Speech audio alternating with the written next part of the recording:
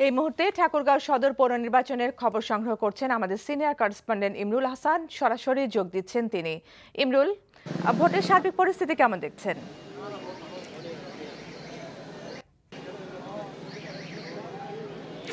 ফারজানা, আজকে ঠাকুরগাঁও সদর পৌরসভার 3টি কেন্দ্রে নির্বাচন ভোট গ্রহণ অনুষ্ঠিত হচ্ছে। সকাল থেকে শান্তিপূর্ণভাবেই এই ভোট গ্রহণ চলছে। সকালের দিকে ভোটারদের উপস্থিতি আমরা কিছুটা বেশি দেখেছি, তবে এই মুহূর্তে কিন্তু ভোটার উপস্থিতি কিছুটা কম লক্ষ্য করা যাচ্ছে। যদিও তাদের মধ্যে কিছুটা আতঙ্ক ছিল, তারপরে সকাল থেকে আমরা দেখেছি যে প্রচুর ভোটার কিন্তু ভোট কেন্দ্রে উপস্থিত হয়েছিলেন।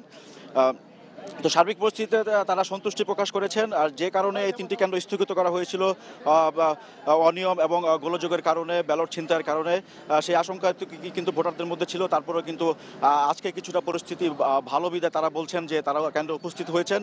প্রতিটি কেন্দ্রেই আমরা দেখেছি যে বিজিবি মোতায়েন করা হয়েছে পুলিশের পাশাপাশি। এছাড়া টহলরত অবস্থায় রয়েছে বিজিবি এবং র্যাব সদস্যরা। আমি যে কেন্দ্রতে দাঁড়িয়ে আছি ঠাকুরগাঁও পলিটেকনিক ইনস্টিটিউট কেন্দ্র, সেখানে মোট ভোটার রয়েছেন 2579 ভোটার।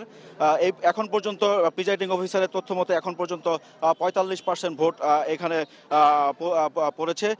ভোটের সার্বিক পরিস্থিতি আসলে কি, সেই বিষয়ে কয়েকজন ভোটারের সাথে আমরা কথা বলবো। তারা কিছুক্ষণ আগেই এই কেন্দ্র থেকে ভোট দিয়ে বেরিয়ে আসছেন। ভোটের পরিবেশ কেমন দেখছেন? খুবই ভালো, খুবই সুন্দর। এই পরিবেশে ভোট আমি আমার বয়সে আমি কখনো দেখিনি। এত সুন্দর ভোট হচ্ছে, যার কোনো তুলনা নেই। আর 30 তারিখে আসলে কি পরিবেশ কেমন ছিল? আজকে 30 তারিখে ব্যালট পেপার ছিল না, ভোট দিতে পারি নাই। আজকে সুন্দরভাবে ভোট দিছি, কোনো গ্যাঞ্জাম নাই, কোনো কিছু নাই, সুন্দরভাবে ভোট দিছি। ধন্যবাদ। ভোটারদের প্রতিক্রিয়া শুনছিলেন যে তারা সন্তুষ্টি প্রকাশ করছেন।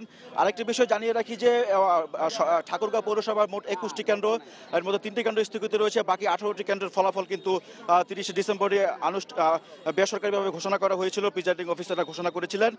সেই হিসাবে বিএনপি মনোনীত প্রার্থী মির্জা ফয়সাল আমিন তিনি পেয়েছিলেন 16,329 ভোট এবং তার নিকটতম প্রতিদ্বন্দ্বী আওয়ামী লীগের নৌকা প্রতীক নিয়ে যিনি লড়ছেন তহমিনা আক্তার মোল্লা তিনি পেয়েছিলেন 11,651 ভোট।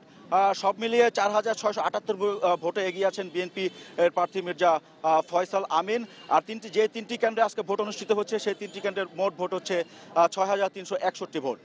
জানা ইমরুল, আপনাকে ধন্যবাদ।